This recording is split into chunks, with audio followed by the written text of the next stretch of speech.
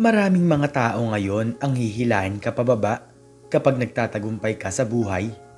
Hindi ka nila susuportahan dahil inggit ang nangingibabaw sa kanila. Karamihan pa sa kanila ay iyong mga kaibigan. Ikaw, may kaibigan ka ba na nalaman mo na hindi naman pala totoong kaibigan? Kung ganon mga kahuanatels, ay tungayan niyo po ang storyang ito na tiyak ay kapupulutan niyo ng aral. Dating isang batang lansangan ang binatang si Henry. Mag-isa nitong sinuportahan ang kanyang sarili dahil hindi na niya nakilala pa ang kanyang mga magulang. Noong nasa edad na 4 na taong gulang siya, ay pinalayas siya ng mag-asawang nag-alaga sa kanya. Simula noon ay natuto siyang kumilos nang walang ibang inaasahan para makakain siya sa pangaraw-araw. Mag-isa niyang nilalabanan ang mga pagsubok sa buhay. Nagtinda siya ng sigarilyo, candy, sampagita at ng kung ano-ano pa sa kalsada para lamang kumita ng pera. Sa tuwing walang-wala ay napipilitan siyang mamalimos para lamang makakain ng mainit na lugaw. Pero ngayong binata na siya ay nagkaroon naman siya ng maayos na pinagkakakitaan. Nakaipon siya ng pera sa pagiging isang construction worker at naging maayos naman ang takbo ng kanyang isang maliit na karinderya. Maraming salamat naman sa Diyos at kahit papaano ay nakakaraos ako sa aking buhay. Hindi niya talaga ako pinapabayaan. Sa mga oras na pinanghihinaan ako ng loob ay parati siyang nandyan para ako ay suportahan. Nakangiting sabi ni Henry sa kanyang sarili. Masaya na ang lalaki sa kanyang buhay dahil napupunan naman niya ang kanyang mga pangangailangan. Tinangkilik naman ng mga tao ang kanyang maliit na negosyo. Mabuti na lang talaga Henry at nagtayo ka ng kainan. Hindi na namin malaman kung saan pa kami kakain dahil ang mahal na talaga magtinda ng iba. Malaki ang natitipid namin nang dahil sa'yo. Nakangiting sabi ng isang matandang babae. Alam ko naman po kasi ang pakiramdam ng nagtitipid. Kaya po hindi ko tinataasan ang presyo dahil alam kong maraming tao ang maliit lamang kung kumita ng pera. Kaya sa maliit pong halaga ay makakabili na po kayo sa akin ng ulam at higit sa lahat ay may kanin na. Nakangiting sagot ng lalaki. Bukod sa pagiging negosyante ni Henry ay madalas din itong tumulong sa mga taong pulubi, batang lansangan at sa mga taong kapuspalad. Palagi kasing inaalala ng binata kung saan siya nanggaling. Walang ibang ginawa si Henry kundi ang mag-ipon ng pera. Kumikita na siya ng 1,000 kada araw, ngunit tinitipid pa rin niya ang kanyang sarili para sa pinaplano niyang pagpapalawak ng kanyang tindahan. Lumipas ang 2 taon ay napilitang magsara ang mga kalapit niyang mga kainan. Si Henry na kasi talaga ang tinangkilik ng mga tao nang dahil sa kanyang pagiging mabuting tendero.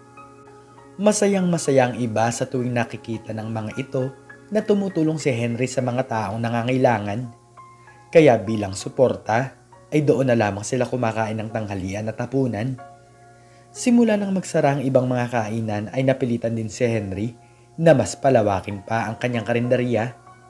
Paano naman kasi ay sa kanya na kumakain ang maraming mga tao. Ang karamihan sa mga ito ay mga estudyante at mga nagtatrabaho sa kumpanya na kung saan ay nagtitipid talaga ng pera. Hindi ko naman ginusto na magsara sila, pero sa akin talaga napipiling kumain ng mga tao nang dahil sa hirap ng buhay. Malungkot na sabi ni Henry sa kanyang sarili. Ngunit nang lumakas si Henry ay maraming ibang mga negosyante ang naiinis at naiinggit sa kanya. Isa na nga dito ang lalaking si Mr. Alfredo na kung saan ay may-ari ng isang restaurant sa may hindi kalayuan. Unti-unti na rin kasing naglilipatan sa binata ang kanyang mga customer. Paano naman kasi ay hindi pang masa ang kanyang mga paninda? Ano kaya ang gagawin ko? Unti-unti nang nalulugi ang negosyo ko nang dahil sa lalaking yun. Kailangan ko siyang mapabagsak. Kailangan kong mapasara ang kanyang kainan, sabi ni Mr. Alfredo sa kanyang isipan. Maya-maya lamang ay agad itong nakaisip ng paraan. Inupahan nito ang isang magandang bayarang babae para paibigin si Henry. Rose, ako na ang bahala sa'yo. Paibigin mo ang lalaking yun at iwanan mo siya kapag 5 buwan na kayo. Pero bago ka umalis sa kanya, ay lagyan mo ng lason ang kanyang mga paninda. Kapag nagtagumpay ka, ay bibigyan kita ng 100,000 piso. Utos ni Mr. Alfredo. Ngumiti naman ang babae at pumayag ito sa pinapagawa sa kanya ng mayamang lalaki. Sige po sir, sa tingin ko naman po ay madali lamang ang bagay na yan. Gagawin ko po kung ano man po ang iniuutos niyo sa akin. Nakangiting sagot ni Rose. Kinabukasan ay agad sinimulan ng babae ang kanyang trabaho. Pumunta ito sa karinderya ni Henry upang bumili ng pagkain. Sa loob ng 1 linggo ay palaging kumakain doon si Rose para mapansin siya ng binata. Pero sa una pa lamang ay napapansin na talaga ni Henry ang kagandahan ng babae. Ang sarap talaga ng luto mo, Henry. Kaya dito ako palaging kumakain. Tapos ang mura-mura pa. Sobrang bait mo din sa mga taong mahirap. Napapahanga mo talaga ako. Nakangiting sabi ni Rose. Ang hindi alam ni Henry ay kasama ito sa plano ng babae. Kaya simula din sa araw na yon ay naging magkaibigan ang dalawa. Hindi maiwasang hindi humanga ni Henry dahil talagang maganda ang dalaga. 1 linggo pa ang lumipas ay hindi na napigilan ng binata ang kanyang nararamdaman. Inamin nito na gusto niya si Rose at nagsabi ito kung pwede ba itong manligaw. Pero hindi pa nagtatagal ay agad itong sinagot ni Rose. Paniwalang paniwala naman si Henry na gusto rin siya ng dalaga. Lumipas ang 5 buwan ay parabang biglang nagbago ang ihip ng hangin. Nagulat na lamang si Henry nang biglang makipaghiwalay sa kanyang babae. Henry, pasensya ka na talaga. Pero hindi ito ang gusto kong buhay. Hindi ko rin maintindihan kung bakit unti-unting naubos ang pagmamahal ko sa'yo. Maghiwalay na lang tayong dalawa. Nakayokong sabi ni Rose. Kahit anong pagmamakaawa ni Henry ay wala na itong nagawa. Tuluyan na siyang iniwan ng kanyang babaeng minamahal. Iyak nang iyak si Henry at saglit itong naupo sa may sulok. Bago umalis ng karinderya si Rose, ay kinuha muna nito ang isang maliit na bote sa kanyang bulsa. Hinaluan nito ng lason ang mga ulam na itinitinda ng binata.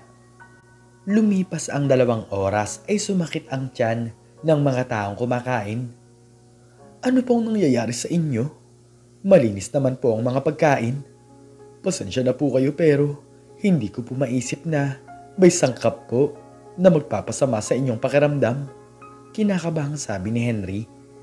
Pati na ang mga katulong ng binata sa karinderya ay nagtataka sa nangyari.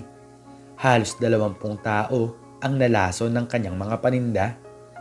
Nang dahil sa kanyang pagiging mabuting tao ay pinatawad naman siya ng mga ito, ngunit siya daw ang magbabayad sa kanilang mga pagpapagamot. Nang dahil doon ay nagsara ang negosyo ni Henry dahil kinakailangan niya ng malaking halaga ng pera para maipagamot ang mga ito sa ospital. Masayang masaya si Mr. Alfredo at binayaran na nito ang babae. Magaling, ito na ang 100,000 at pwede ka nang umalis. Walang kahirap-hirap diba? Natatawang sabi ng lalaki. Nang dahil doon ay muling nanumbalik ang lakas ng kanyang restaurant. Lumipas ang 1 buwan ay natapos na ang problema ni Henry, ngunit naubos naman ang kanyang naipong pera. 10,000 na lamang ang natira sa kanya. Ano na kaya ang gagawin ko? Ang malas talaga. Malinis naman ang mga tinda namin pero bakit nangyari ang bagay na yun? Malungkot na tanong ni Henry sa kanyang sarili. Ang pakiramdam ng lalaki ay wala na siyang pag-asa sa buhay. Hindi niya malaman kung paano pa siya muling makakabangon sa kanyang buhay. Napaupo na lamang si Henry sa may tabing kalsada nang bigla niyang makita ang isang batang pulubi na umiiyak nang dahil sobrang gutom. Agad niya itong nilapitan upang tanungin kung meron bang problema. Iho, okay ka lang ba? Bakit ka naman umiiyak? Tanong ni Henry. Gutom na po kasi ako. Hindi na po ako pinapansin ng mga tao at wala pong gustong tumulong sa akin.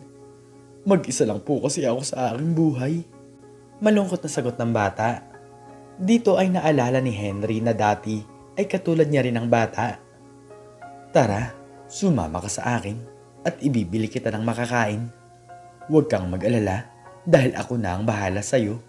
Seryosong sabi ng binata. Pagkatapos niyang mapakain ng batang pulubi, ay bigla niyang ibinigay dito ang kanyang natitirang pera. Bakit niyo po ito ibinibigay sa akin? Paano na po kayo? Sa totoo lang po, ay malaking tulong po talaga ito para sa akin. Teka lang po, ako nga po pala si Luis. Tanong ng bata. Nalugi kasi ako sa aking negosyo. Hindi ko rin alam kung bakit ito nangyayari sa akin. Wala na siguro akong pag-asa sa buhay, kaya sa'yo na lang yan. Naghihirap ako sa loob ng mahabang panahon, pero parang wala rin naman pala akong patutunguhan. Paliwanag ni Henry. Sobrang saya talaga ng bata dahil sobrang laking halaga na nito para sa kanya. Pero kahit na ganon ay hindi iniwan ni Luis si Henry at itinuring niya ito na parang kanyang sariling kuya. Kinabukasan ay biglang umalis ang bata. Wala na namang pakialam si Henry kung ano pa ang mangyari sa kanya. Maghapong hindi kumain si Henry at nahiga na lamang ito sa tabing kalsada. Pero laking gulat nito nang bigla siyang balikan ng batang si Luis. Oh, ang akala ko ba ay umalis ka na? Bakit mo ako binalikan? Nagtatakang tanong ni Henry. Umalis lang po ako para magtinda ng candy at sigarilyo. Ito po ang 100 piso. Kahit papaano naman po ay kumita naman po ako. Positibong sagot ng bata. Biglang napatayo si Henry sa kanyang kinatatayuan. Nang dahil sa pagiging positibo ng bata, ay muli siyang nagkaroon ng lakas ng loob. Kuya Henry, oo nga po pala. Kumita po ako ng 100. Ibabalik ko na po sa inyo ang pera na ibinigay niyo po sa akin. Seryosong sabi ni Luis. Sige, maraming salamat. Pero huwag ka nang umalis. Ako na ang bahala sa'yo. Pwede mo akong tulungan sa binabalak ko. Sa ganitong paraan ay makakakain ka na ng maayos at hindi mo na kailangan pang manghingi ng limos. Nakangiting sagot ni Henry. Muling nagtinda si Henry ng lutong ulam at pumwesto sila sa may ilalim ng puno. Kahit nagkaroon ng hindi magandang imahe ang kanyang dating karinderya, ay muli siyang tinangkilik ng mga tao nang dahil sa kanyang murang panindang mga ulam. Marami pa rin ang naniniwala na may taong gumawa ng hindi maganda sa binata. Mabuti naman po at bumalik po kayo sa akin. Hindi ko po talaga ginusto na mangyari ang bagay na yun, nakayokong sabi ni Henry. Pero Henry, siguro ay may taong inggit sa'yo na nilagyan ng laso ng mga ulam. Napapansin kasi nila na lumalakas ka na. Hindi ako naniniwala na madumi ang iyong mga paninda dahil nakikita naman namin kung paano ka magluto. Sagot ng matanda. Naging maayos ulit ang kanyang benta at unti-unting nagsibalikan sa kanya ang kanyang dating mga customer. Malaki kasi talaga ang kanilang natitipid dahil mura lamang ang mga pagkain sa binata. Hanggang sa dumating ang araw na unti-unting nakabawi si Henry at nakaupa na ito ng kanyang sariling pwesto. Sobrang laking pasasalamat ito kay Luis dahil naibalik ng bata ang kanyang pagiging positibo, kaya siya muling nagkaroon ng pag-asa sa buhay. Ano ba yan? Wala talagang kadala-dala ang lalaking yan. Humihina na naman ang restaurant ko nang dahil sa kanya. Nakakainis talaga. Galit na sabi ni Mr. Alfredo. Muli nitong inutusan ng isang lalaki na siraan ang negosyo ni Henry. Habang naguhugas ng mga pinggan si Luis, ay nahuli nito ang lalaki na nilalagyan ng lason ang mga lutong ulam. Nang dahil doon ay agad itong pinalibutan ng mga tao at nakuha sa lalaki ang isang bote ng lason. Sabi ko na nga ba, may tao talaga naiinggit kay Henry na gustong sirain ang kanyang kainan. Galit na sabi ng isang matanda. Nang dahil sa sobrang takot ay napaamin nila ang lalaki kung sino ang nag-utos dito. Huwag niyo po akong sasaktan. Napag-utusan lang po ako ni Mr. Alfredo. Nanginginig na sabi ng lalaki. Nang dahil doon ay inaresto ng mga pulis si Mr. Alfredo, pati na rin ang lalaking intusan nito nang dahil sa dami ng taong mga nagreklamo. Nalaman din nila na ito din pala ang may pakana dati kung bakit maraming tao ang naospital nang dahil sa pananakit ng tiyan. Simula noon ay nanumbalik ang sigla ng kainan ni Henry at nang dahil doon ay muling dumami ang kanyang mga tauhan. Nakapagpatayo pa ito sa iba't ibang bayan at sarili na nila ang kanilang pwesto. Hindi na rin nag-iisa ang lalaki sa kanyang buhay dahil kasama na niya ang bata. Ganoon din naman si Luis dahil sa ngayon ay nagkaroon na din ito ng kuya na sumusuporta sa kanya. 10 taon pa ang lumipas ay nakapagpatayo ang lalaki ng isang magarang restaurant. Hanggang ngayon ay nakakulong pa rin si Mr. Alfredo at patuloy nitong pinagbabayaran ang kanyang kasalanan. Ang binatang si Luis naman ay malapit nang tumungtong sa kolehiyo. Handa itong suportahan ni Henry hanggang sa makatapos ito sa pag-aaral. Kuya Henry, maraming salamat ha. Hindi ko talaga akalain na mangyayari ito sa buhay ko. Nakangiting sabi ng binatang si Luis. Wala yun, Luis. Ikaw nga ang nagpalakas sa akin. Basta kapag nakatapos ka na, ay magsikap ka din para makatulong ka din sa katulad natin na dating mga batang lansangan. May tiwala naman ako sa'yo. Nakangiting sagot ni Henry. Simula noon ay namuhay sila ng masaya at magkasama.